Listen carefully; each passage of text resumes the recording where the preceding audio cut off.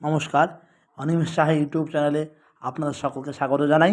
আজকে একটু অন্যরকম ভিডিও নিয়ে আপনাদের সামনে হাজির হয়েছি। প্রাচীন কলা সমিতি যে কালচারাল বোর্ড আছে, সেই কালচারাল বোর্ডের কর্ণধারদের আমরা সম্বর্ধনা জানাতে পেরেছি আমাদের বিদ্যালয়ের তরফ থেকে, গুরুকুল শিক্ষানিকেতন সুর পঞ্চম সঙ্গীত বিদ্যালয়ের তরফ থেকে।